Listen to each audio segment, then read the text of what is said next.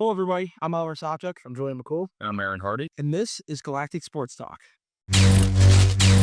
So, I know it's been a minute. We haven't really had, the timing to do an episode, but we're back, and NFL free agency is almost pretty much wrapped up.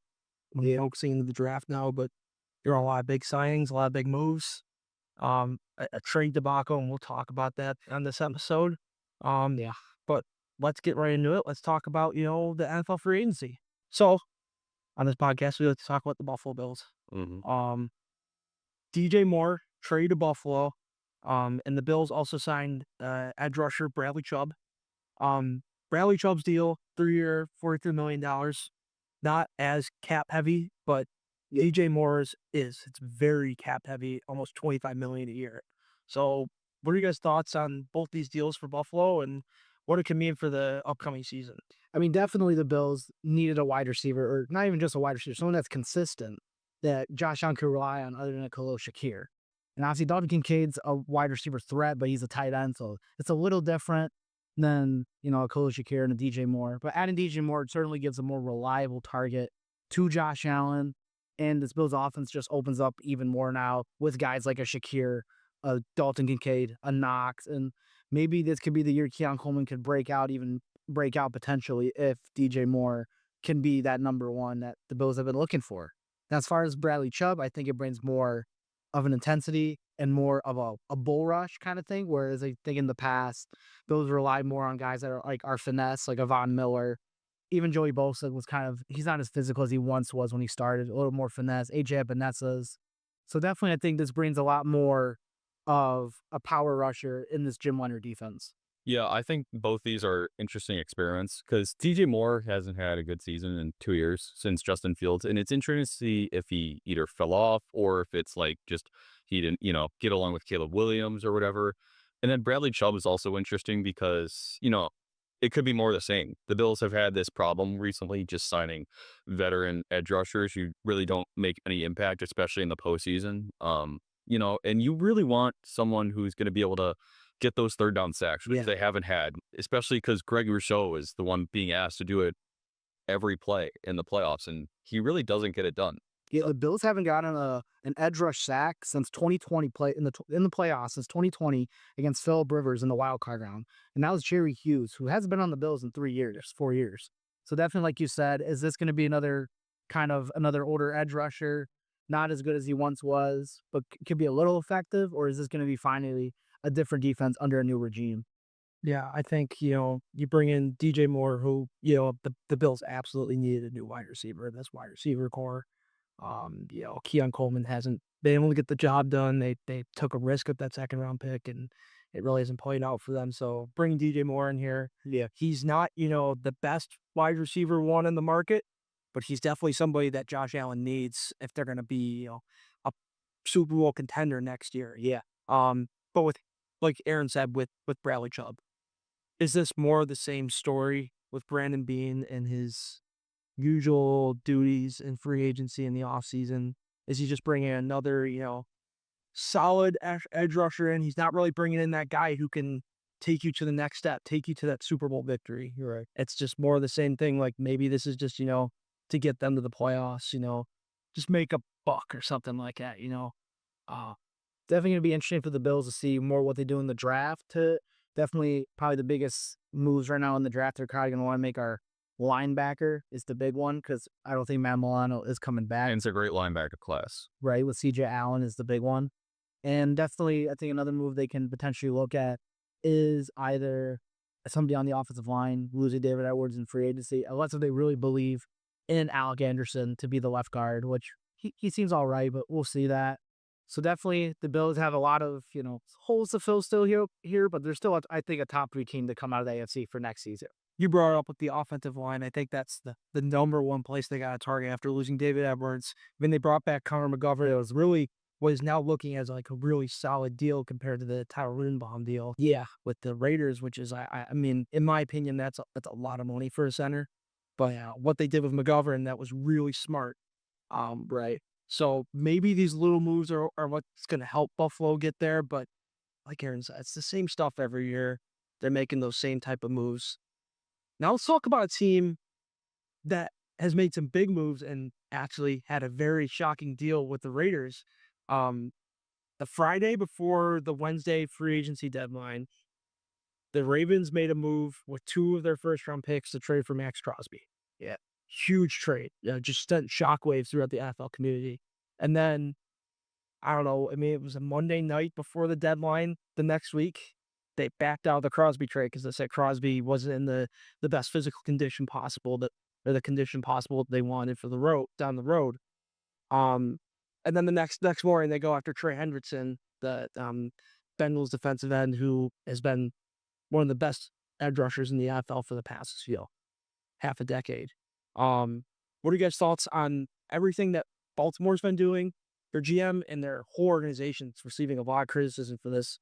Maybe getting, that cold feet type of mentality after they made the Crosby deal. Yeah, so I think similar to the Bills, the Ravens are kind of in this era where it's like we got to go win it now.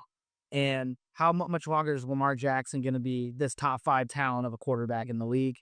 Same thing with Josh Allen. And getting the guy like Trey Hendrickson was definitely somebody that's needed. Obviously, probably Max Crosby would have been better because Max Crosby, I think, is definitely a bigger playmaker in terms of also it's a little different position where Trey Hendrickson's more of a defensive end. Crosby plays outside linebacker, so he's more likely to get more one-on-ones or even tight ends, like little blocks here and there. So definitely getting Trey Hendrickson was, if you couldn't get Max Crosby, that was an absolute must to get. I do think it's a little bit of an overpay, however, though, for definitely someone that's 29, 30 years old. And I mean, if they really believe they're going to win in the next 2 years, this is the move to make. But definitely this regime, with now no more John Harbaugh, is definitely going to be interesting to see how they all connect. And this defense on paper is really good. Yeah. And going into like halfway through the year last year, they were one of the worst defenses in the league. They picked it up halfway through the season, but then they lost Lamar Jackson for parts of the season. And even when he was healthy, he was not the greatest, really, other than that Steelers game at the end there. And still wasn't enough. It was Tyler Loop field goal away. So I think Trey Hendrickson's a good move for this team, but it does make you question, do they really believe they can win in the next 2 years with this new coach, with Trey Hendrickson making as much money, $60 million guaranteed for $112 million in 4 years. Yeah, as you said, this defense struggled last year, but you brought in like maybe the best DC in the league and Jesse Minter as your head coach. And so their defense will obviously be better. You brought in Trey Hendrickson. To me, this was a smart move because Max Crosby, yes, he is a better player than Trey Hendrickson, but you get him back or you sign a very good edge rusher and you keep your 2 first-round picks instead of trading it for someone who also might have a pretty bad injury. Yeah. So, and yes, he is old, but this is someone who the Bills probably could have used, get third down sacks, make big plays in the playoffs, and you're hurting a division rival by signing him away. So, yeah, I thought this was a very smart move. And like you said, the key I think the entire thing is keeping those 2 first-round picks, which could be used maybe even for different assets, either in the draft or trading for another, a solid player, because they can use some help maybe in the wide receiver room as well, kind of like the Bills. Yeah. I'm gonna play devil's advocate here a little bit, but I do think it is a really good move for Baltimore. They needed a player like this on the defensive side of the ball. After last year, I mean, they had a lot of injuries. Yeah, so many injuries. I mean, they may have been the most injured team in the NFL last year. And you were talking about Lamar. How much does he have left in the tank? He's been hurt a lot. I mean, the past 2 years, even though he had that 41 touchdown season 2 years ago. Yeah, I mean, that season I think he was dealing with an injury down the road in that season as well. And then last season was kind of a lost year for him. So you got to ask, I mean, the Ravens GM could be asking that question, like how long does he have left? And, what assets can they retain? And maybe that's how they got that cold feet mentality. And he's got a contract to go because he doesn't have an agent. He has to represent himself. So he could even not be on the Ravens in the next 2 seasons because of contract negotiations. Yeah. And another thing with Hendrickson, he's 32 years old. Yeah. I mean, like you're not gonna expect, 80 to 100% snap count with him anymore. I think you're looking more 50 to 60% like situational type of player. And he's gonna have to come through because you're paying him $112 million to do so. And almost half, actually more than half of that is guaranteed. So this is not as big of a risk as I think, maybe you could have been doing with Max Crosby. Yeah, but I think, this is the move that Baltimore had to make if they're gonna be a contender again, unlike last year. Yeah, and overall in the NFL is definitely about making the moves and really finding guys that you believe and know can be capable of winning games on Sunday. And both teams, Bills and the Ravens, kind of have this weird thing where they can get there, but can they get over the hump to get it done? And they just both haven't, and they both miss pieces. For the Bills, at times, it'd be both wide receiver and edge rusher. And for Baltimore, it could be Lamar Jackson making a little too many costly mistakes when needed, but also play calling and situational, because that's why John Harbaugh ultimately got fired. It was that situational football that he would not come through. And it wasn't because he was a bad coach. It's just unfortunate that he would get himself in these situations, which made him look like a bad coach. Yeah. And before we move on to our next player here, what are your guys' thoughts on the Ravens organization? But they made moves like this before with the Crosby debacle. They made a move like this in the late '90s for a Dallas defensive back, I believe. They backed out of a trade last minute because of health concerns again. And then there was another trade, I mean, maybe a decade ago that they backed out because of those health concerns again. What are you guys' thoughts on that? Is this, does this deteriorate the outlook on the Ravens organization at the moment? I don't think it makes it that way. It does make them, I guess, more cautious. Like, they're definitely one of the better organizations in the NFL for sure. They're always consistent, and they really are never like like a really bad football team. They're always kind of either a really just mediocre, like 7-9, 8-8, 8-9 team, or they're what they usually are, like a 10 win to even a Super Bowl contender every year. So I just think this tells you how like careful they are when it comes to evaluation of a player. And obviously Max Crosby, on paper would have been amazing to have for the Ravens, but then they also took into account health. And that's definitely something you have to look into, because we saw last year Joe Mixon coming off like he was injured all of last season, and they gave him an extension, and then they just cut him just now because that injury was, that's just what happens to players. So I just think this is more just them being more careful, but I think a lot of other teams would have definitely pulled the trigger and with no hesitation. Yeah, I mean, I think this has a little bit of a ripple effect of how players, especially in free agency, might view your organization. Yeah. They might, not change their mind to sign with the Ravens, but might be a little more hesitant because, hey, is this the organization that is really going to, treat me with like the respect I think I deserve? I mean, Max Crosby kind of got screwed in this situation. Like, he's got to go back to a team that did get better, but they're still not going to be great. They're going to have a rookie quarterback, and he probably thought he was going to go win a Super Bowl this year, and now he's got to go back, and now he has this label of being like having a bad injury, and it's just it's not a great look for a Ravens organization to do this. But this was the smarter move to back out. Yeah, and this is my take on this, is that if you're a player in the NFL right now, you're a free agent and you're a veteran player or even a younger player that's like end of their rookie contract and they're looking for a new team and you have an injury history, you're not going to want to go to Baltimore. I mean, that's just my personal take because, you see this things of Crosby. I mean, Crosby is only 28 years old. I mean, he's in the prime of his career, has one little insignificant knee injury, and now Baltimore backs out of this trade. So, I mean, this is a ripple effect. Like Aaron, time will tell, like exactly how this is going to go for Baltimore over this next season. Will definitely show the true colors of what was going on here. But let's move on. The former dynasty, as I would say, the Kansas City Chiefs, signing another Super Bowl MVP to their roster, Kenneth Walker III. He gets a 3-year deal, $45 million, with almost $30 million guaranteed. What are you guys' thoughts on this? This is a lot of money for a running back who, I mean, showed off in the Super Bowl, but has kind of struggled to score, especially score like double-digit touchdowns a season. He hasn't done that in his career yet, and you're paying him almost $15 million a year. I definitely think this was one of the better moves in the offseason, particularly not because of the player, but where he's going in the situations. Because in the last few years, let's just face it, the Chiefs kind of been getting lucky to where they've been able to get to the Super Bowl multiple years in a row, 3 to be exact. And a lot of that has to do with them being great at situational football and Patrick Mahomes, when it comes to the playoffs, really just taking it to another level. And adding Kenneth Walker definitely just opens that up. Obviously, Mahomes is going to maybe be out for majority of the season next year, but definitely this helps for the next like 2 years from now, really to see what they can do, because I think Pacheco was just not that good of a running back. Like, just we're just gonna face it like that. And then Kareem Hunt, like, was okay. Like, he's okay, Yeah. but he shouldn't be. He should be your RB2 at this point in his career. Not in like a guy Kenneth Walker who also has Super Bowl experience and adds another playmaker to this Chiefs offense. Definitely, I think helps. And I can't wait to kind of see what they can do with that because later on we're going to talk about the Trent McDuffie trade. They have a lot of pieces they can do for this draft, and they've done this offseason. Yeah, I have to disagree. I think this was a bad move for Kenneth Walker and the Chiefs.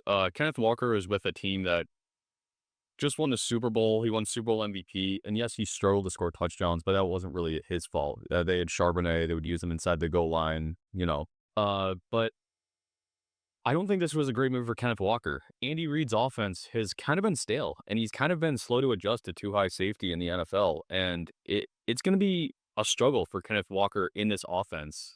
Andy Reid really hasn't done a great coaching job in 2-3 years, and also for the Chiefs, this is a lot of money for a running back who you could say is outside the top 10 in the league. I mean, and it was looking at the trade deadline, like they could have gotten Brees Hall for a third-round pick, and that would have been better. You didn't have to sign him for much money or more money than this, and Brees Hall might be a better running back. So I just thought this was a little bit of a confusing move. I would like this if it was for a little less money. $15 million a year is a lot for a player like But this. I think the main thing, though, for the Chiefs now, because Matt Nagy's no longer the offensive coordinator, it's going to be Eric Bieniemy. He's back, and when Eric Bieniemy was a part of the staff, the offense was was a lot better.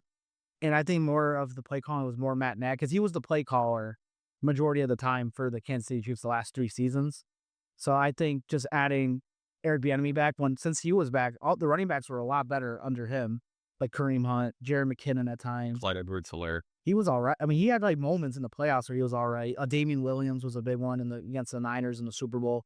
So I just think this move just like adds to what Eric Bieniemy is good at, which is he's a lot better at establishing a power run game with a heavy play action. Whereas I think with Matt Nagy, it was a lot more spread offense and kind of Mahomes save us, use your legs, and really not run the ball. I think that was what they were missing. I think adding Kenneth Walker, I think adds to it. But like you said, I don't know if he's really. I don't think he's like the greatest running back, but I think he's a lot better than what they had. I agree with you on this, Julian. Bringing Bieniemy back is really important for the Chiefs because they need somebody. I mean, it's not a fresh new take on what they're doing as Chiefs offense, but it's a familiar voice that understands what's in this locker room and how to adjust right now so that they can, maybe have some success this coming season because they might. I mean, earlier this week they made a trade for Justin Fields. They might not have Mahomes to start the season, so bringing Bieniemy in is really smart. But I have to disagree with you to the point that Walker is a good signing for Kansas City. He has an injury history. This guy gets injured every year. There's an injury at some point that maybe can last up to 2 weeks to maybe 4. Also, like Aaron said, this is a lot of money for a running back who, I mean, he won Super Bowl MVP, but outside of that, what else has he done in the NFL consistently to earn almost $15 million a year? That's more money than James Cook is making a year, and James Cook won the rushing title last year. How much did Saquon get paid after his 2,000-yard season? He had it's almost like 18 to 20 million Yeah. himself. So you're putting K9 right in the middle of that. I'm at a loss of words for Like if I how you would make the signing for so much money. I get it. You need a better running back. yeah, because Since Pacheco is not good, he's making veteran minimum now he's the backup running back for the Lions now as of last week. But this is just a lot of money. I get it. You need the better running back, but I just don't think it's worth the risk. And I think Kansas City's this is their really their only big mistake so far this offseason. I mean, it's definitely like a move.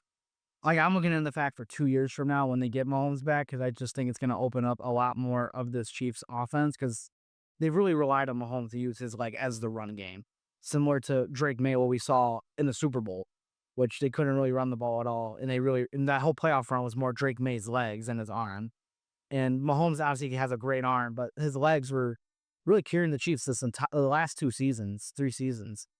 So definitely Kenneth Walker, I think is. I had to give like a letter to give like a B minus. Like I think it was like a good move. Yeah. But they could have had maybe Jeremiah Love for cheaper, so that could have been an interesting move. Yeah, we'll see how this plays out. Like you said, 2 years from now, we'll really see the true colors of this signing. But next player, like Trent McDuffie, this is easily, in my opinion, this is the biggest trade of the offseason that's went through Los Angeles doing Los Angeles things. The Rams love to give away their first round picks. I mean, they gave how many? I'm gonna list the picks off here. So they gave their 2026 first round pick, the number 29 pick in the draft, their 2026 fifth round pick, their 2026 sixth round pick, their 2027, and their 2027 third round pick. This is a lot of really good capital. I mean, the Rams are really good at drafting deep into these drafts. Picks 5 through 7, they find absolute diamonds in that part of the draft. I get giving up a first, but they love those late picks. That's the only part of this trade I don't understand. But also then you give him 4 years and $124 million. Yeah, to me, I'm not gonna lie, this cemented the Rams as the best team in the NFL. It does. Yes. The Rams' only problem last year Yep. was their defensive back situation, and they just added a first-team All-Pro player to that. Against the Seahawks, who played like the best defense in the league down the stretch, their offense was clicking, but their defense could not stop, the Seahawks offense. And a great slot guy like this, where McDuffie will be in so many plays for them, I thought this was an amazing deal and makes them the best team in the NFL for next year. And what was crazy is that at the beginning of last season, everyone was talking about the Rams and the Packers as like the two best defenses in the NFL. Now you go and get Trent McDuffie and give him this type of money and give up these picks. This is huge. I mean, the Rams, like you said, they might be the best team in the NFL right now. They might be the team to beat just because of what they did here. Yeah, and he's a very versatile cornerback because not only can he play slot, he can play outside. That's how he started. He started outside before he moved into slot for the Chiefs. And like you guys just said, adding into this already really good like front seven for the Rams and very young front seven with Jared Verse, Byron Young, Braden Fisk, Kobe Turner. Neat Landman. I mean, it's a really good young core after coming off of the Super Bowl. And then adding somebody like Trent McDuffie who can guard a consistent wide receiver one and not like lock down maybe J.S. said, but maybe hold him to like better than what they just did last time. And that could be enough to get you to another Super Bowl. So this is definitely a good move for the Rams. And then, I mean, for the Chiefs, I mean, in a way, the Chiefs a little bit too, because they get off of not only they save money, but now they get more draft picks, more draft capital. You can definitely tell that this year is more of a let's see who we have and let's see what we can do like for the Chiefs. But next year when we get Patrick back, they use these draft picks and we have more money to use, could definitely be good. So I think it was a good both ways in terms of what they want, but definitely I think the Rams won this trade in terms of the caliber player McDuffie is. Yep. Yeah, this is a great move for Los Angeles. I mean, good move for Kansas City too, because I mean they're great at developing cornerbacks. Yeah, I mean they have a really great history of doing that. McDuffie being one of them. So getting all these picks, getting like you said, getting Patrick back in full form in 2 years is going to be huge to see. How these picks play out. Maybe they trade these picks for other players. I mean, they're probably going to draft, but we'll see how this plays out. And like all signings, time will tell if these two moves are going to work. I think this is going to work for both sides. This is a really good move for each team. Let's move on to the next team, Minnesota Vikings, signing Kyler Murray to a 1-year veteran minimum deal. I love this move. I think they needed to bring somebody in like this to challenge JJ McCarthy for the QB1 spot. Yeah. I think Murray's gonna obviously win the job. I don't even think it's gonna be close. I think he's a way better format right now than McCarthy is at the moment. Yeah, in terms of, I think, a talent, Kyler Murray can easily almost be a top 10 talent in terms of legs, arm strength, and improvisation. However, though, Kyler Murray, the biggest question with him is his leadership and really, like, in the pocket, like, because a lot of his plays are outside the pocket, and that's just because of his stature. That's what it is. And like you said, getting somebody that can challenge maybe JJ McCarthy and either make him better or even just kind of having somebody that is already better than maybe JJ McCarthy, because Max Brosmer is not competition at all for JJ McCarthy. Or even an NFL quarterback. So, but I think the biggest part is that Kyler Murray is on a veteran minimum. You're not paying him really anything at all, like at all, and you can see what he can do. And if he doesn't do anything for a year, you still got JJ McCarthy, and he develops maybe. So it's a good move for the Vikings, like he said, because it just gives them somebody that's a playmaker, and maybe Justin Jefferson can have another really good season. Yeah, hear me out. This might be a hot take, but as long as Kyler Murray is not playing Call of Duty for 10 hours a day, this makes the Minnesota Vikings contenders for the Super Bowl this year. No. This roster is stacked. And the only thing holding them back was number 9. And now you got a guy who, yes, he is wildly inconsistent, but this is a very quarterback-friendly system. Kevin O'Connell turned Sam Darnold, and yes, you could say that year in San Francisco really helped him, into an MVP-level quarterback who was able to go win a Super Bowl. Yeah. And now Kyler Murray, who is wildly inconsistent. At sometimes he looked awful. At sometimes he looked like he could be the MVP of the league 3 years ago through the first 8 weeks. But this will really help them out. This, first of all, if you want McCarthy to start eventually, this will, give him that veteran quarterback in the locker room that can teach him. But also, this is a guy who can go in and start and win you games. I could see the Vikings winning 12 games next year.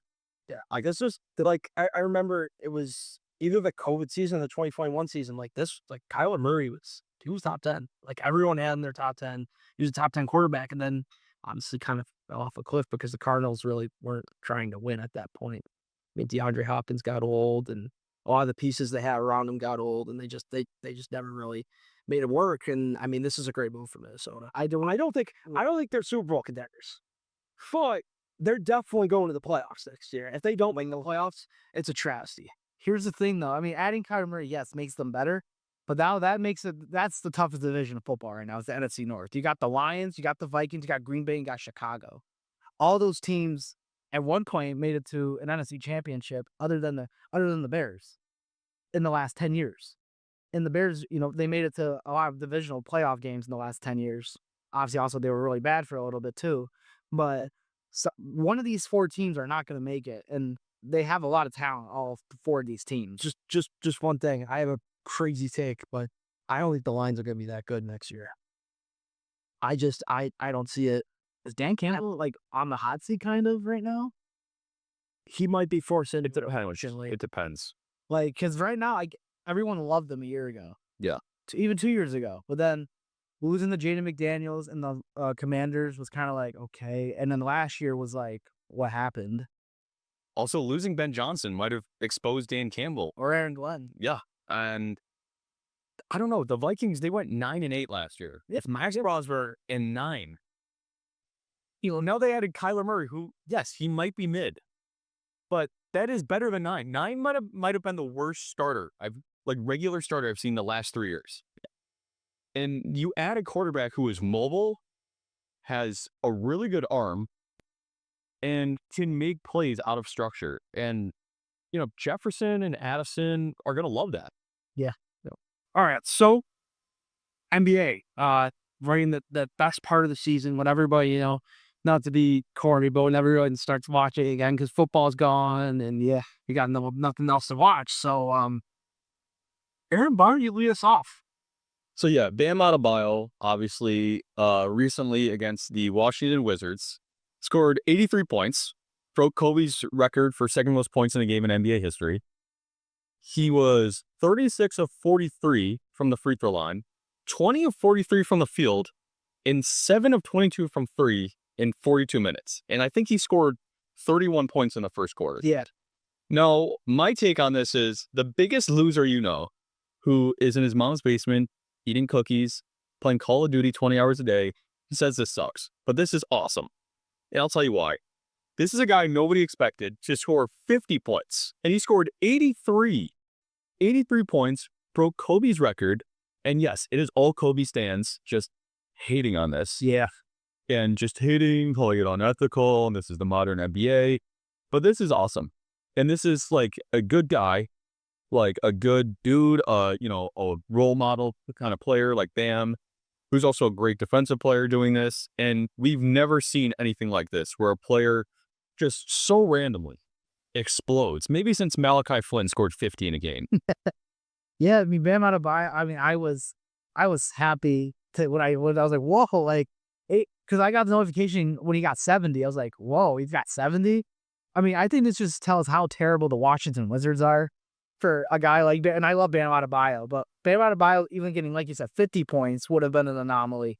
Getting 83, which is the second most in NBA history behind Wilt Chamberlain, who we don't even know if he's really a real human being with all the numbers and stuff that I guess stats that he's got. Yeah, stats off the court too. I guess so. Like, he bench 600 pounds, and I bet, and apparently he beat Jim Brown in a 40-yard dash. I guess crazy anomaly human being. But I think, I mean, you can't say it's Bam Adebayo's fault for hitting 36 of 43 from the free throw line, because not everyone can hit all those free throws in the NBA. And the Wizards just kept fouling him, and a lot of those fouls were fouls. Like, it's not like it was a bad like call. And who cares? Like, at the end there, when they just chucking up threes and stuff, who cares?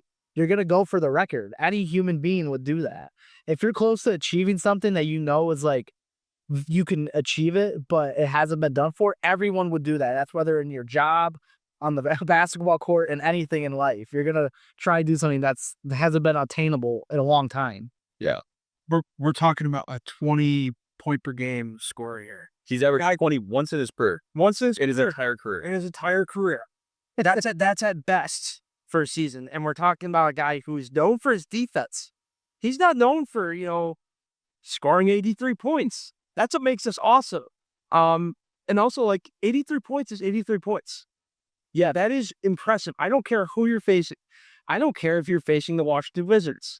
83 points is 83 points. And everybody, all-time greats, they went against bad teams. LeBron scored 61, 63 against the Bobcats. Yeah, it's the Bobcats, yeah. Steph Curry, when the Knicks were awful, he hit it against the Knicks. Klay Thompson, 14 threes against the terrible Bulls. Jim Boylan. I mean, Kobe played the Raptors. The Raptors were not good at that time. So all these players, like, a lot of these records happen to go against bad teams, and that's just how it works. Like, and what's kind of crazy is I was watching, I think it was Get Up the following morning, and they were talking about how, like, was it ethical compared to Kobe's game versus the Raptors? Can be more, and the ESPN analysts are saying, like, oh, well, the Raptors were a better team than the Wizards, so it makes no sense to say that this is, an ethical game. And I'm like, or an ethical performance. And I'm like, 83 points is still 83 points. Let's look at our history as, the second best scoring performance by an NBA player in a game ever. Right. Is this Bam's fault that they were triple teaming him and still couldn't guard him and still were fouling him? No, it's not. The Wizards are terrible. We all know this. They're going to have probably a top 3 pick this year. And is it Bam's fault that he scored 83 points? I saw people saying that he should have stopped at 81 out of respect for Kobe. Who's doing that? Like, you have the opportunity to chase a record that nobody probably ever thought could be broken. And I know it's not technically a record, but it's the modern NBA scoring record. Yeah. So, I mean, Bam Adebayo, I mean, I was happy to see. I mean, one of my, definitely like a fan favorite for a lot of people because, like you said, defensive player, brings a lot of energy. Obviously, he can score, not 83, but he can score. And like you said, he's one of those basketball players that nobody really hates. If you hate Bam Adebayo, you're just weird. Like, yeah. I don't know. Who guys have vendetta against Bam Adebayo? Maybe the Wizards right now. That is it. So, yeah, and it was a great night for the NBA and a historic night. And now we're going to be saying for the rest of, and maybe until the day we die, Wilt Chamberlain, Bam Adebayo, and Kobe Bryant. Yeah, exactly. Let's talk about a team that has been haunted by Bam Adebayo before in the playoffs.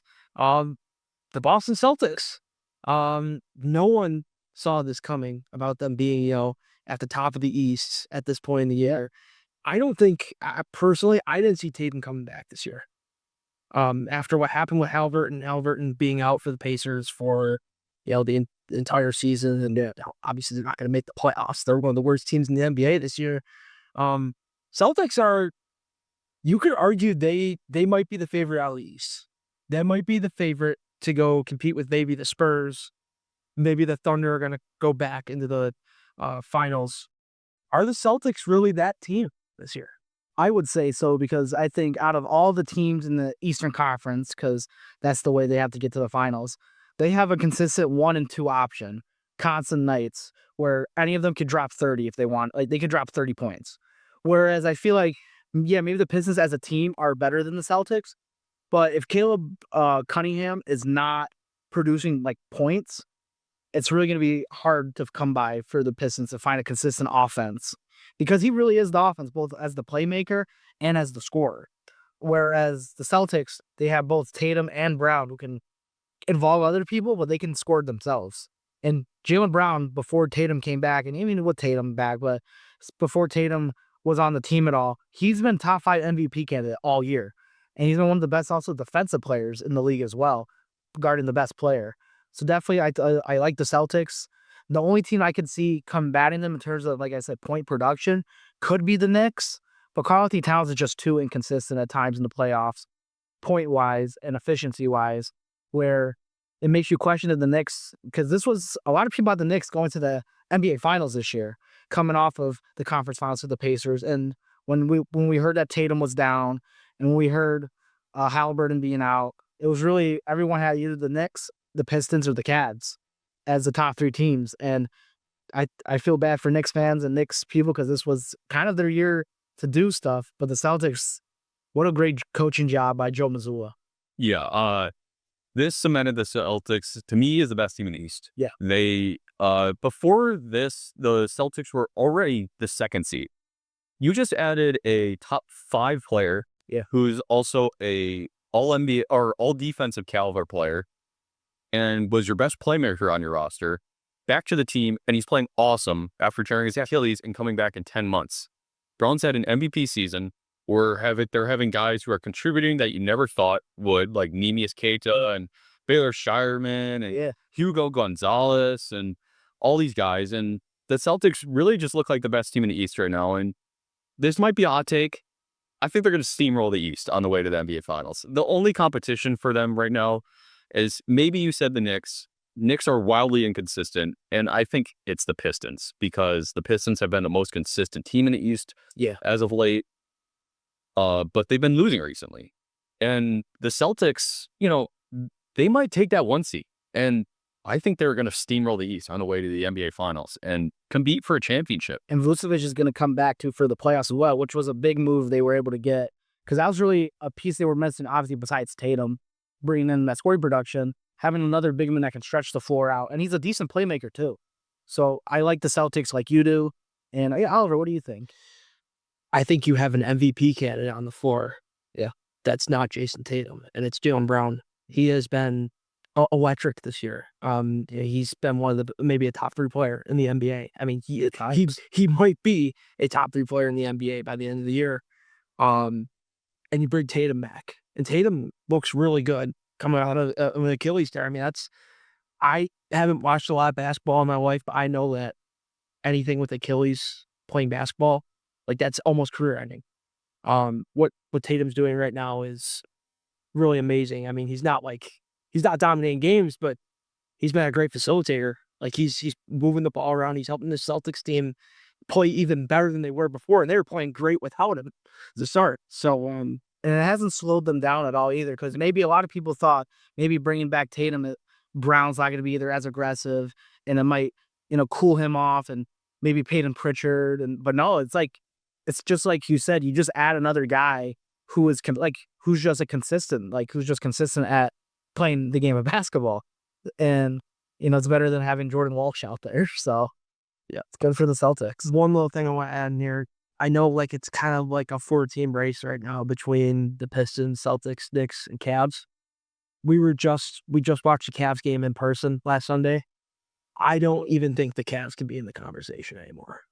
After they won last night, I believe, against Milwaukee, but they barely, beat Milwaukee without Giannis. That team is awful without Giannis. And they lost really badly to the Mavs at home that Sunday. Right now, I think it's still a 3-team race between the Pistons, the Celtics, and the Knicks. Yeah. With the Celtics on the front runner. I think they're better than the Pistons, especially like you said. They don't have Cade Cunningham. What do the Pistons have scoring-wise? They don't have, the streaky Tim Hardaway Jr. on their team anymore. But yeah, I don't know. And I think the Celtics are the favorite right now. Yeah, for sure. I mean, like you said, the Cavs, I feel like, really just took themselves out of the conversation with getting rid of DeAndre Hunter and James Harden probably now is better, but definitely James Harden's been a player who's been, when it comes to playoffs, inconsistent. Yeah. I mean, definition of he either has lights out performances or he scores 8 points in Game 7. And goes like 1 for 9 in all closeout games. So it's really the Celtics, Knicks, and Pistons. And right now, adding Jason Tatum back, you have a true, consistent 1 and 2 tandem between the Celtics. So, to end our NBA segment, let's talk about another team that almost every NBA fan hates. The Los Angeles Lakers. So, I mean, we all love LeBron, but we can't talk about that right now. The Lakers this last month, their defense has been a lot better. Yeah, they would have been. I honestly, I think they might have been the worst defensive team in the NBA besides the Washington Wizards to start this year. And the last month, they have turned that whole page in the other direction. This is a Lakers team that's now sitting in the 3 seed in the West, a very, very, very good West. I mean, every team from 1 through 7 is in competition. I mean, you could argue the Suns could be maybe a top 4 team at some point at the end of the year.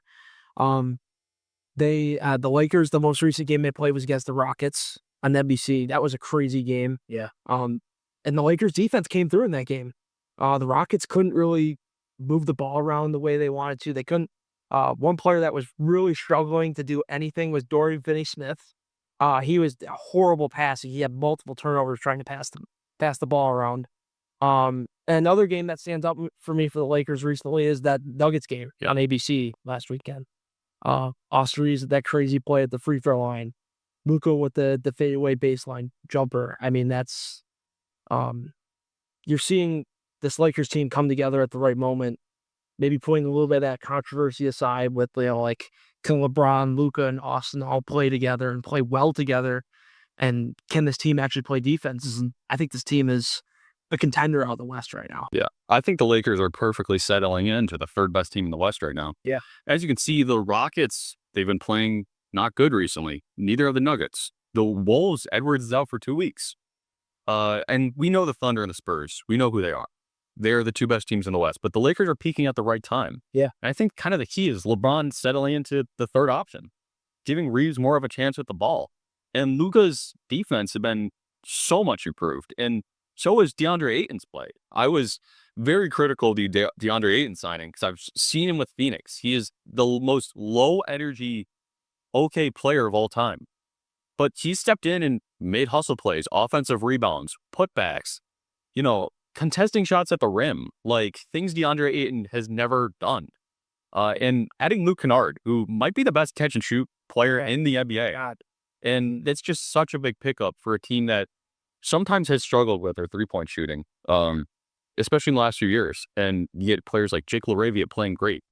The Lakers are the 3rd best team in the West right now, and I don't really see that changing anytime. Yeah, they're not going to catch probably the Spurs or the Thunder, but they are pretty comfortably right now at the moment as the 3 spot, beating the Rockets, beating the Nuggets, and beating the Timberwolves in the last week. And they play the Rockets again tonight on ESPN. And the Lakers, like you said, I mean, LeBron settling in as that 3rd option, being kind of more the facilitator. And if he needs to go get a bucket, he'll go do it, but not being the sole person holding the ball the entire time. But the key thing here, and you touched on it, DeAndre Ayton accepting his role as the energy glue guy, as the guy that's the lofter, as a defender, as the roller, as the screener. Like, he's really playing that role a lot better. And he just talked about it in an interview the other night, saying that he's loving it now. Yeah. Whereas 3 weeks ago, he felt insulted being compared to Clint Capella. Who's better than him, by the way? I don't know about now. Well, maybe not now, but back in the day was a lot better than D. Yeah, I mean, so definitely the Lakers, and adding like Luke Kennard, who he's the kind of guy you want for a Luka and LeBron, a shooter, a catch and shoot shooter, but also a high IQ player. And Jake LaRavia is solid. Rui Hachimura is he can get you 12 to 15 points a night.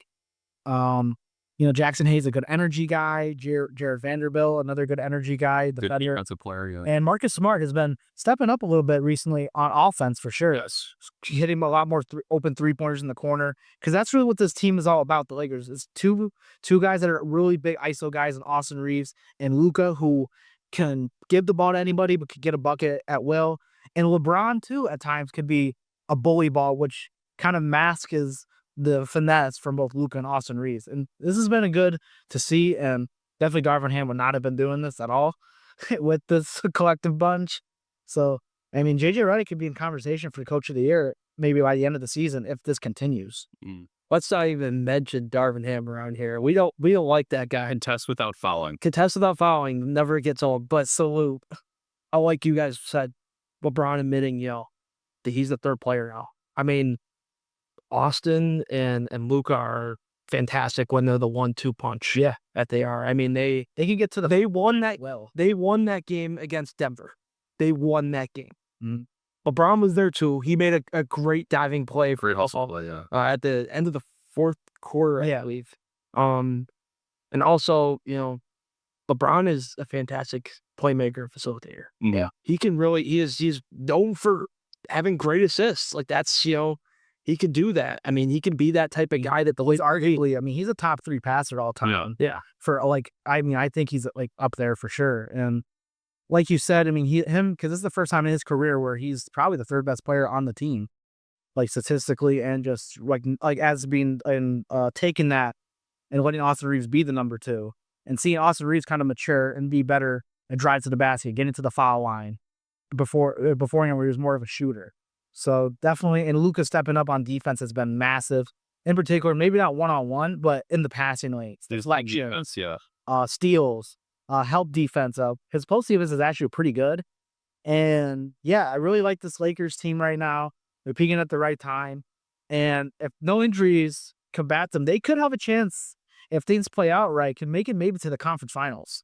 And like Aaron said with DeAndre Ayton kind of accepting his role earlier this season, that he's so he looked miserable, and he also kept saying that he was no Clint Capella, which I thought was so stupid and funny.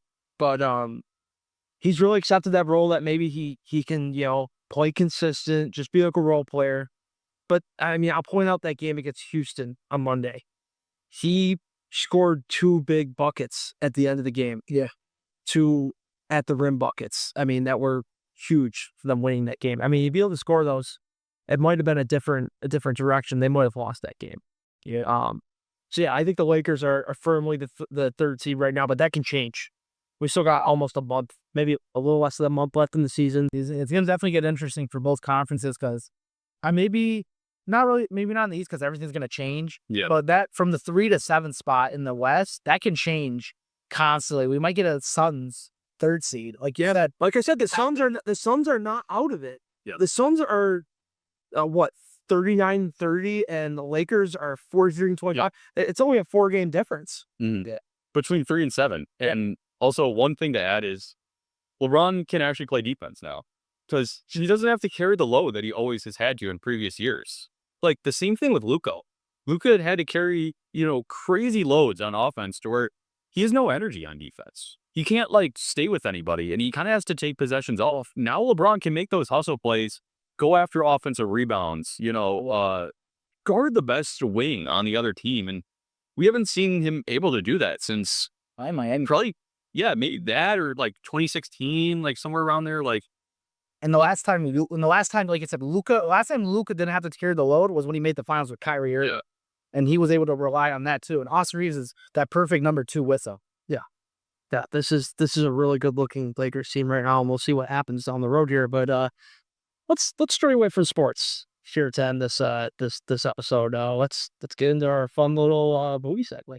So we're back with our movie segment, and it's gonna be a little different. Not really rating movies, but I'm gonna read statements or movie statements, and everyone else here can say agree or disagree. And then after each prompt, we'll give 30 to 60 seconds of an opinion why we agree or disagree. And yeah, you'll hear the questions as we go along, and you kind of will get the kind of what we're doing here. So for the first statement or question, most movies today are worse than older movies. I have to agree. I mean, we're just seeing, and I will honestly blame streaming. I'll blame streaming. I'll blame Netflix. I'll blame Amazon Prime. We're seeing a big drop in the number of quality movies throughout a year. Yes, we still get very good movies. I'm thinking of Sinners. I'm thinking of Marty Supreme. I'm thinking of One Battle After Another. Yeah. But it's so spread out. We don't get like, I look at like 1990 four.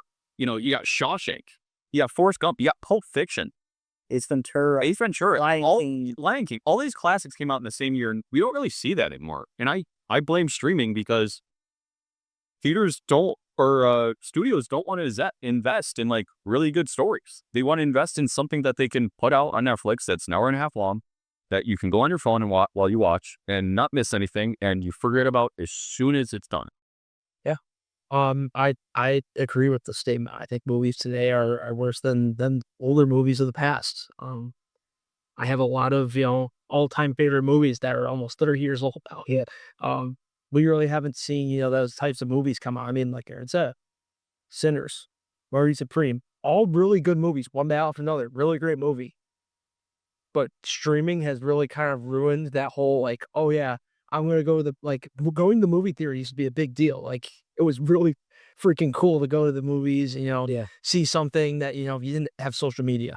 Yeah. You didn't have things to, like, give these sneak peeks. You never saw anything about the movie unless you saw a trailer on, like, Cartoon Network or something like that in the past. So, yeah, I think I totally agree with this. Yeah, I'm continuing this. I agree as well. And definitely it's more for me like the quality of like how like when you watch Netflix, it's very like grainy. Like I don't know how to explain, or Disney Plus. Like it doesn't look like, it looks very gray, like very undersaturated. The color correction's odd. Like it looks like not like pleasing to look at. And when I saw like kind of like a quick segment of like the Mandalorian Grogu movie, that's kind of what it looked like. Like I looked like I was looking at Disney Plus again, where it's like very like grainy and not like vibrant or any kind of like, coloring like that. It was very like underwhelming to look at.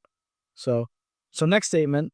So 2.5+ hour movies are usually unnecessary. I have to disagree. I think it just depends on the story you're telling. Some movies like Killers of the Flower Moon need an over 3-hour movie. Some movies like, I don't know, I'm trying to think of a short movie, Fantastic Four, don't need 3 hours. Yeah. It just depends on the story you're trying to tell. Some movies need longer to tell that story, to develop characters, develop the story. Some movies don't. And I think it just depends. And we're getting to a culture where we're, wanting shorter and shorter movies. And some movies need to be longer.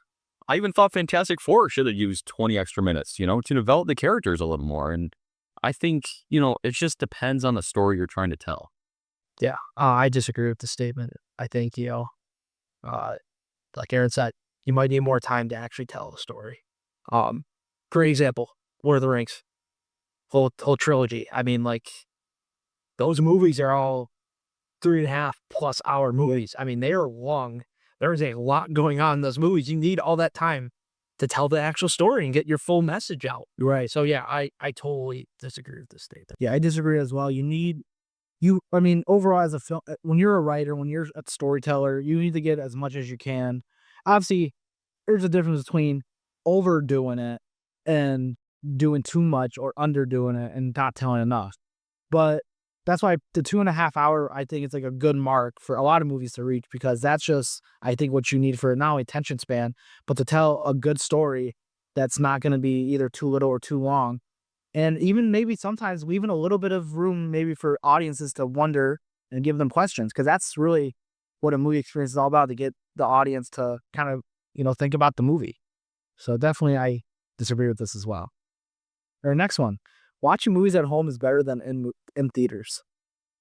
For the most part, I would have to disagree. However, as of recent, movie theater experience has gotten so much worse. Yeah. Especially the people in movie theaters has made it so much worse to watch in. You get people constantly talking, get people constantly on their phone, where the light's just shining in your face the entire time.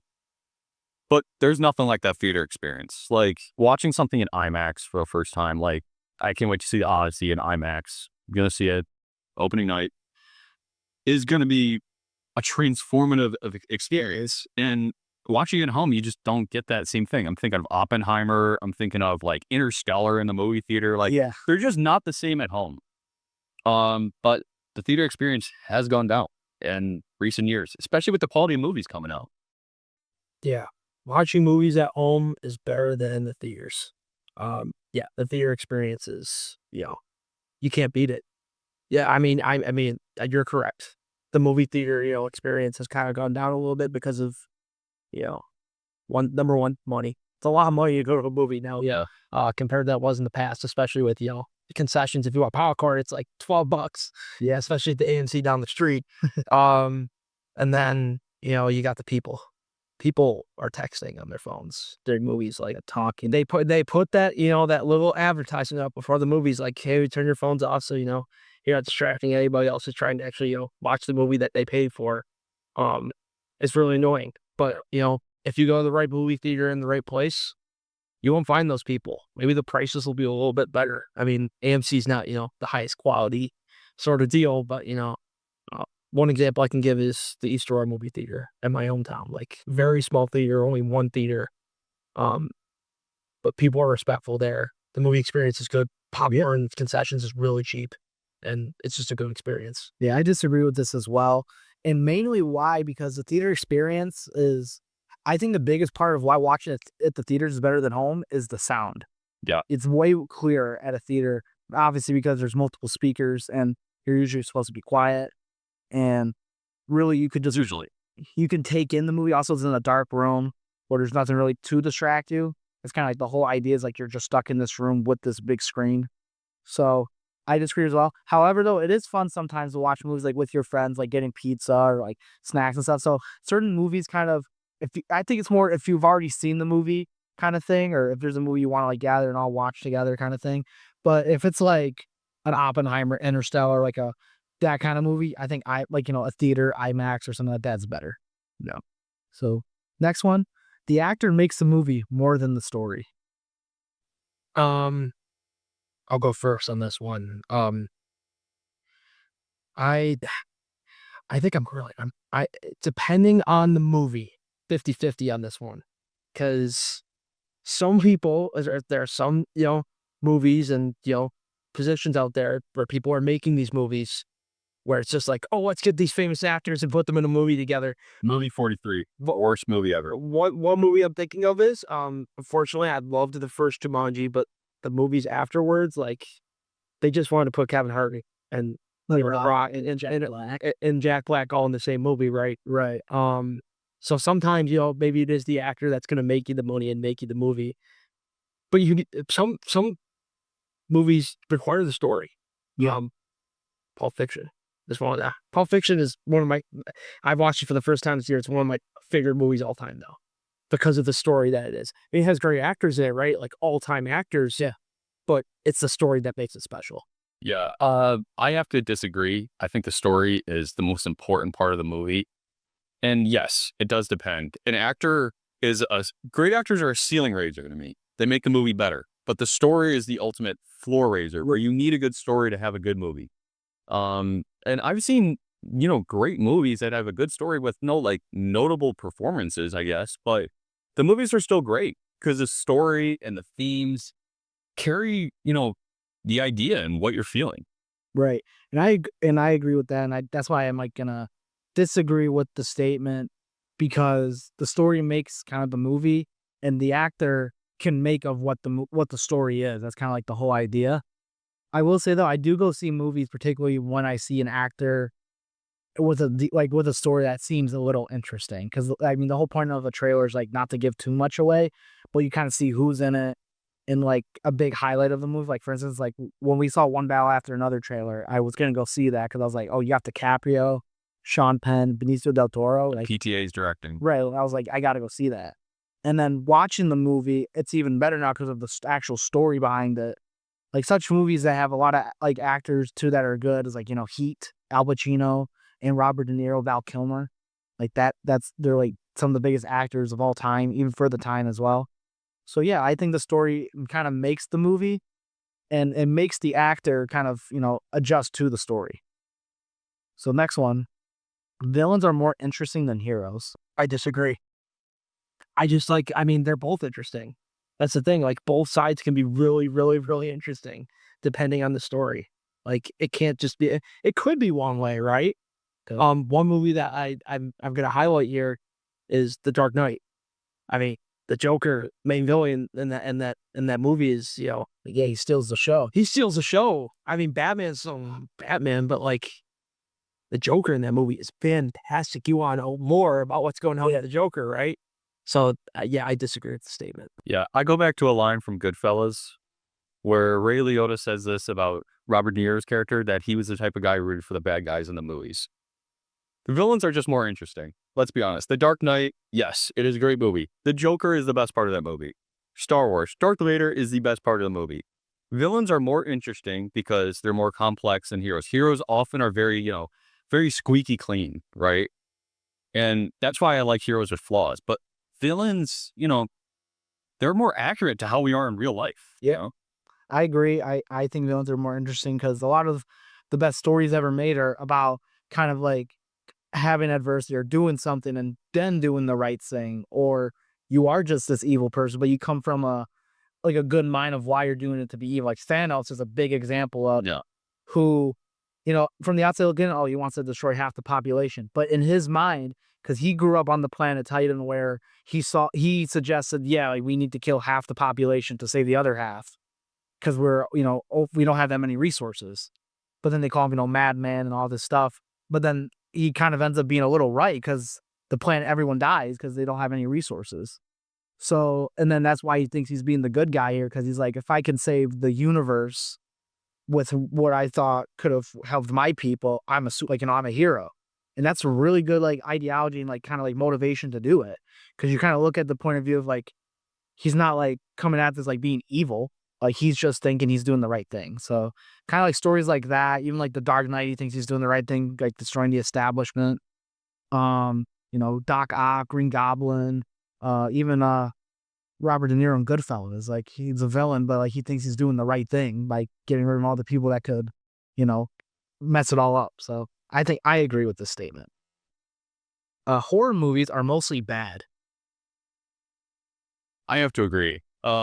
The horror genre is great when it's great, but there are some times where the horror movie genre is the one where it puts out the most trash. Yeah. Very cheap movies, who come out a lot, very frequently, and a lot of them are pretty bad. I mean, because the horror movie genre can be produced so cheaply compared to other things. You don't need much special effects. You don't need really big name actors. People just want to see blood, honestly. And as of recently, the horror movie genre has been, not great. I have to agree with this statement, but I disagree with the wording at the end. I think this should say horror movies are mostly corny, because like you're looking to watch a horror movie around Halloween. Really, like that's the only time of the year where I'm like, okay, let's watch a horror movie, unless like I want to watch a scary movie, which is usually never. Yeah. But like there's only a couple like actual horror movies where I'm like, oh, this is a really good plot. One of them is A Quiet Place. I love The Quiet Place. I thought that was a fantastic movie. And then you have, the polar opposite, like Scream. Like The original Scream? I mean, the original Scream is an exception, but the other movies, Okay.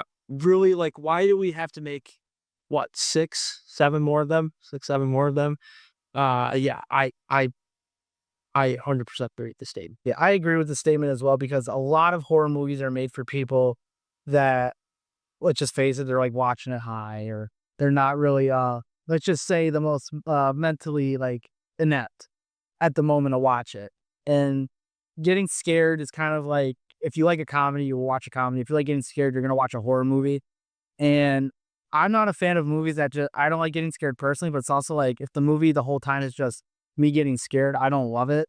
But then you have movies kind of like I like psychological horror. That's like my thing. So I agree with this statement, but there are a lot of great horror movies when done right. Texas Chainsaw Massacre, the original Halloween, original Scream, The Shining. Even Hereditary. Yeah. So there's good. The Austins. There's good, but there's a lot of bad. So next statement, I think this is going to be a good one to talk about. Sequels are almost always worse. I agree. There's very rare chances where the sequel's better than the original. I think of Aliens. In my opinion, I think Aliens is better than Alien. Godfather 2 to some people, I like the original better. Empire Strikes Back. But Mostly they're worse. And it's just because it's so hard to follow up on a story like that and do something different, but also feels similar, you know? Yeah, I agree with the statement. You know, that you make your Mona Lisa the first piece. Second piece, you're trying to continue that, but you've already came out with, your first idea is usually your best idea. Yeah. In this case, that goes along with movies pretty well. The sequels usually never got pan out to be like that number one film after, you already released what you think is you're gonna be your best film, right? So yeah, I agree with the statement. I agree with it as well. I will say though, some of my favorite movies ever, such as Empire, The Dark Knight, are like in my Right. Bigger than yeah, there's are some movies Spider-Man 2. like are my favorite movies and like are better than the original. But majority of the time, the original is just better than the sequel, like you said, because you're trying to make something similar to what it was, and sometimes maybe forcing that idea can make it worse. Looking at you, Back to the Future 3, Crystal Skull, Any Jaws sequel. yeah, any Jaws sequel, yeah, Rocky 5, yeah. So it's like sequels are obviously like it's cool to keep up with like a story because seeing like someone's journey continue is awesome. Like sometimes like Luke Skywalker, Indiana Jones. Rocky, and like all that stuff. But then sometimes it's good to just have one, and maybe it's for the audience to kind of like use their imagination to continue it. Great example, Jurassic Park. In my opinion, I think it only needed one movie, and they kind of ruined. Well, the second movie was all right, and then The Lost World's not bad. The Lost World's not bad, but after like the third movie, and then afterwards, the Jurassic World. Yeah, Jurassic Park 3, you got, Velociraptor saying Alan. Like, it's awful. Jurassic World's boring characters, and then all the other Jurassic Worlds are awful. So, So for the next one, animated movies are just as good as live action. I think they are, I would have to agree, but I think they are not frequently as good as live action. What I mean is, like, yes, there are some that are great animated movies that are as good as great live action movies, but they're extremely rare. I think of The Lion King, I think of Toy Story, pretty much anything Pixar came out in their first like 15 years of existence. Yeah. And I'm just got to say, side note, totally against the Disney doing live action, like everything, because it's making it seem like animation isn't like an art form and it's like, something for kids. But yeah, animation can be as good as live action. Yeah. I mean, early on, like early Pixar, they were movies that were, I think like the ideology I used was like, they're made for adults, but kids can enjoy it. Yeah, thought-provoking. Whereas now it's like, they're made for kids, like, but adults can sort of enjoy it. Yeah. Or, cause like, I think Ratatouille, like that, an adult can watch that movie, but a kid can enjoy it too, because, the animation, but also like, you're seeing this rat cook. Like that's like a kid thing. You're like seeing this animal do something. But then for an adult, you're like, when you watch, you're like, you're breaking down the cooking of food, being a critic, France, like that's an adult thing. And then you have movies kind of like, I would say like Cars 2, where that's made, or like Boss Baby, it's like made for, like that's made for a kid. Dinosaur. Or Trolls, like that's made for kids. And I mean, obviously that's the target audience they're going for, obviously, but it's also like, you can't really enjoy it as like, as an adult at all. So like you said, I think animated movies could be just as good as some of the best movies of all time, but it has to be, I think, intended for adults, and kids can enjoy it as well. Yeah, I disagree with the statement. I mean, 10 years ago, I would probably agree. But now, just with everything that's happened the past 10 years, going back to that point with, streaming and social media, and, ideas not being as great as they used to be, especially with animated movies, especially Disney and Pixar in general. Lately, the movies they put out, especially animated ones, not to their standard, not to what they used to be. And then they're making all these live action remakes, and it's kind of destroying, like Aaron said, destroying the idea of, animated is an art form. Like it is an art form. It's a piece of art. Like they should still be, focusing their efforts to make movies like that today. Yeah. So next one, most classic movies are boring. I have to disagree. Just say you're on TikTok all day. If you say that, just say you're part of like the social media generation. Your attention span is no longer than 5 seconds. What is wrong with classic movies?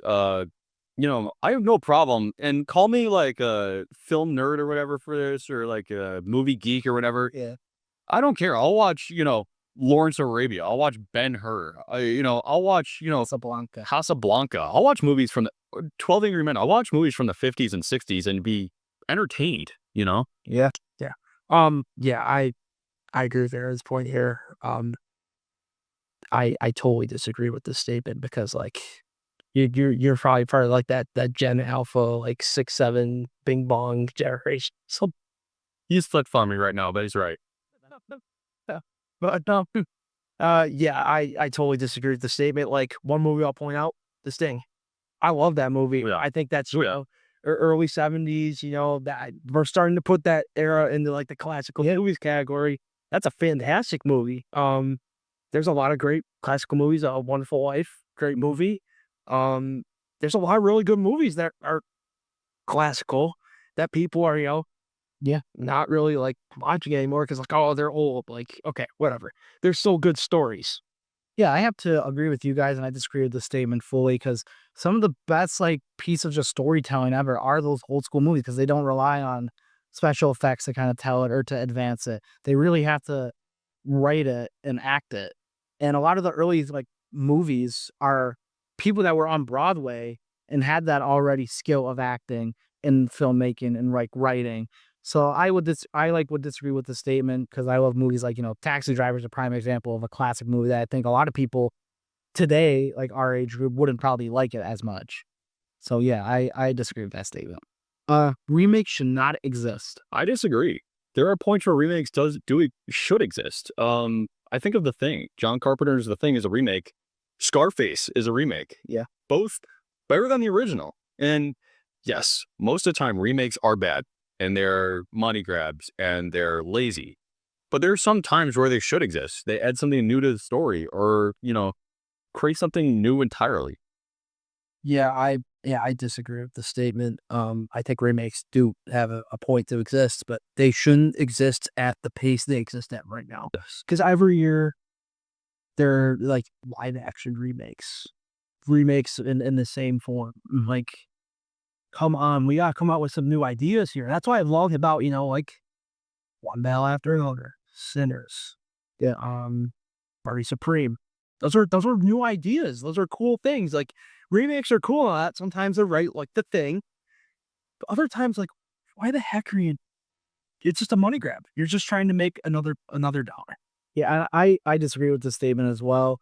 And I think kind of having a remake I think like a prime example of like a lot of remakes is like Willy Wonka. Yeah. Like whether good or bad, it's kind of cool to see like different interpretations of something that could be told differently in a way. And then you have like other remakes too, such as a lot of like, a bad remake would be like the John Gotti movie. Like that's like a bad remake, but it makes you, I guess, appreciate how good the actual one, like the original one was, or kind of makes you look at how people tell a story, whether if you like it or not. So, but like Oliver said, it's definitely oversaturated. Too many like remakes, need more original like ideas and thinking. Next statement: a good ending is more important than the rest of the movie. I'll heavily disagree. And this is for this reason. The Dark Knight. The weakest part of the movie is the last 30 minutes. Yeah. And the rest of the movie is a lot better, but it's still an awesome movie. You can't have a movie that's just the ending's good and the rest is like mid or bad. Yeah. There's no point. It's just like, I don't even know what to say. Like, there's just parts where, the whole movie matters. Yeah, I totally disagree with the statement as well. I mean, like you said with The Dark Knight, one movie, that I mean, you could say it doesn't have like a good ending for like the heroes in the story. Episode 3, Revenge of the Sith, like that doesn't have a a good ending to it. At least for the Jedi, like that's not a good thing, right? But the rest of the movie is fantastic, right? Yeah. Even Empire too. Empire, yeah, exactly. Like the bad guy wins, and They're still great movies. So yeah, I totally disagree with the statement. yeah, I disagree with it as well. Sometimes having a bad ending is more realistic, in a sense, because you're not always gonna get everything you want, and I think that's like telling to like why there's a lot of good movies. like why some of the best movies of all time are bad endings, or like, quote unquote bad ending in terms of like the plot.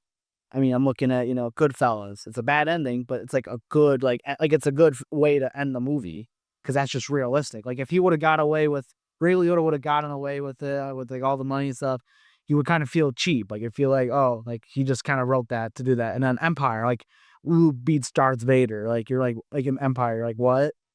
It's like Ray beating Kylo Ren or something crazy like that. Yeah, which happened. So yeah, I would disagree with this statement. This will be an interesting one because of how old we are. Movies peaked in the early 2000s. I disagree. The greatest decade of movies is the 1990s, and I don't think that's really up for debate. You have so many classics: Forrest Gump, Pulp Fiction, The Matrix, Fight Club, Seven. These are all movies that came out in the 90s, and I think the 90s was an era much like the 70s where people weren't afraid to have, as we talked about, bad endings, endings that weren't, liked by most people because the characters they loved didn't have like a good ending, but they weren't afraid to tell a story, which I think the 2000s was kind of like the 80s where it got back to like, having good endings for many characters. Yeah, I disagree with this statement. I mean, like you said, 90s are a great time because of the ending things, but also like the cinematography.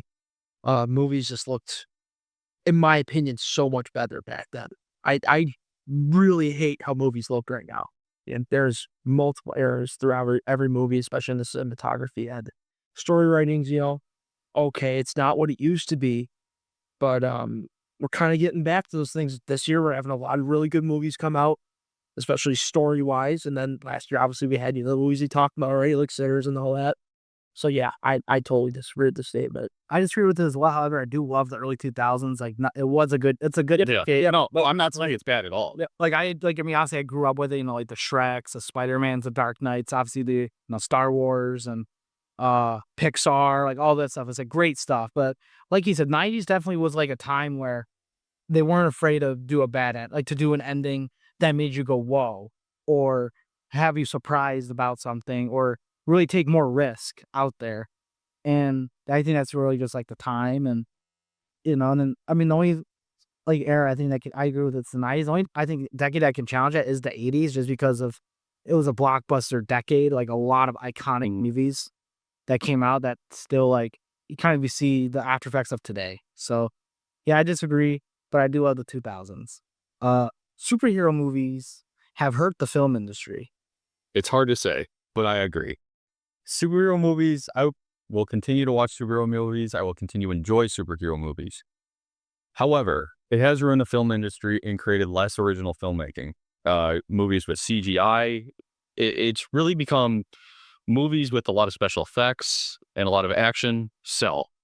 And it's really hurt, original filmmaking, original stories. That's why this year was such a refreshing year, because we saw so many original movies do well. One battle after another did great. Mario Supreme did amazing for an original movie. So did Sinners. Sinners made a ton of money. Yeah. And I think superhero movies have just made the film industry a little lazier. Yeah, I totally agree with the statement. Like superhero movies, there's a lot of them now. Yeah, especially like Marvel, maybe the most, at least at one point, was the most powerful industry film. Yeah, for at least a little bit, and then Disney obviously bought them, and they Does what Disney does. Disney does and ruins everything.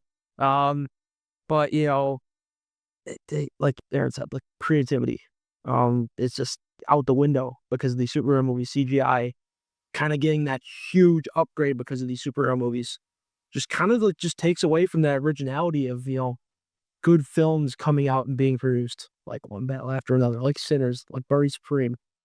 And we're gonna see hopefully more of those original movies come out this year, especially with the Odyssey. Like that's gonna be hopefully a great original movie and not a superhero movie. Maybe that's part of the reason that we had like all the streaming stuff, like Netflix, quick punchy movies, action. That's all people want. They want stuff that they can watch and then just forget right afterwards.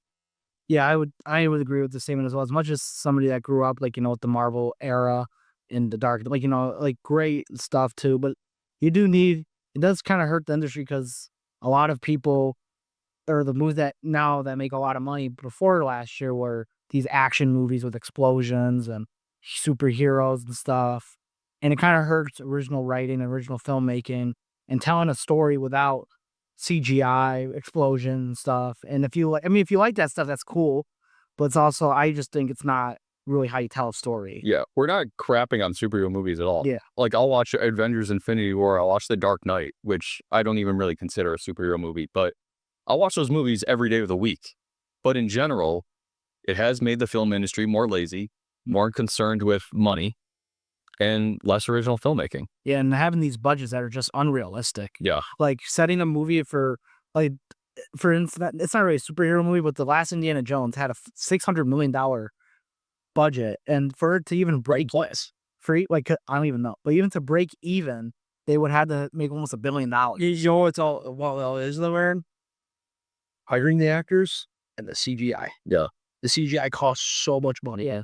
So that was like just movies have to stop setting $200 million, $300 million budget and go back to $100 million and like less. And obviously, it's obviously inflated and stuff. It's harder now, but I don't think movies should cost maybe more than like $200 million.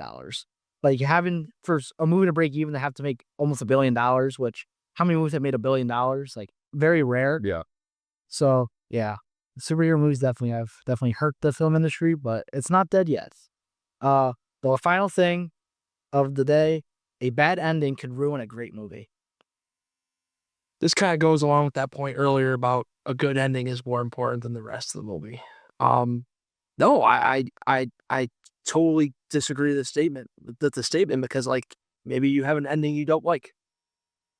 Does that mean it's a bad ending to the movie? I mean, if the rest of the movie's great, it's still a great movie. Yeah.